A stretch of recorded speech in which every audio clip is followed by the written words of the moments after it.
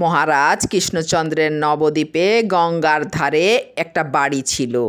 তিনি মাঝে মাঝে সেখানে গিয়ে বাস করতেন। এমনই একদিন তিনি নবদ্বীপের বাড়িতে বাস করছেন। সভায় আলোচনার মধ্যে সেদিন ইলিশ মাছের কথা উঠল। সেই আসরে ইলিশ মাছ সম্বন্ধে অনেকে অনেক কথা বললেন।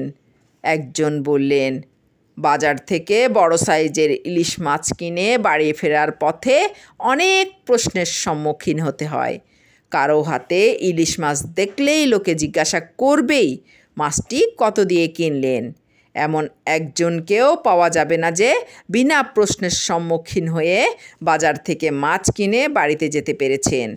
এই আলোচনার পর মহারাজ বললেন যে বাজার থেকে একটি মাছ কিনে বিনা প্রশ্নে বাড়িতে আসতে পারবে তাকে আমি 50 টাকা পুরস্কার দেব।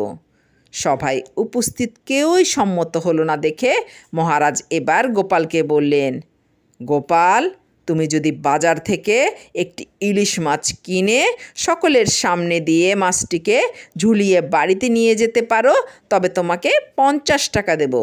তবে মনে থাকে যেন ইলিশ মাছটি কিন্তু বেশ বড় হতে হবে, যাতে লোকের দৃষ্টি সেদিকে যায়।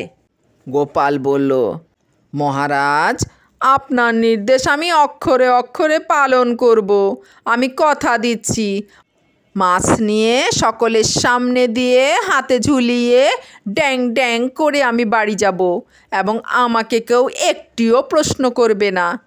গোপালের এই কথা শুনে উপস্থিত সকলেই বলল, গোপাল, এবার কিন্তু তুমি নির্ঘাত হারবে। পথচারী কেউ না কেউ নিশ্চয়ই তোমাকে মাছের দাম জিজ্ঞাসা করবে। গোপাল একগাল হেসে বলল, আপনারা নিশ্চিন্ত থাকুন, মহারাজের 50 টাকা গেল। আজ পর্যন্ত এই গোপালকে কেউ হারাতে পারেনি, এবারও সে হারবে না। আমি মহারাজকে তার মনোনীত একজন লোক দিতে বলছি এবং সঙ্গে একটি ভালো মাছের দাম।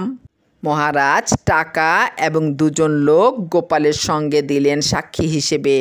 গোপাল বাজারে গিয়ে সবচেয়ে বড় একটি ইলিশ মাছ কিনে জেলেকে দিয়েই দড়ি দিয়ে বেঁধে ঝুলিয়ে নিয়ে পরিধেয় কাপড়খানা খুলে মাথায় জড়িয়ে নিয়ে পথ চলতে আরম্ভ করলো। ওই দৃশ্য দেখে মাছের দাম জিজ্ঞেস করা তো দূরের কথা, যে দেখলো সেই মাথা নিচু করে তাড়াতাড়ি চলে গেল। গোপাল মাছ নিয়ে রাজসভায় ফিরে এলো। তারপর গোপালের সঙ্গে থাকা রাজকর্মচারীর মুখে সব শুনে সকলেই হেসে উঠল। মহারাজ স্বীকার করলেন, গোপালের অসাধ্য কোনো কাজ নেই।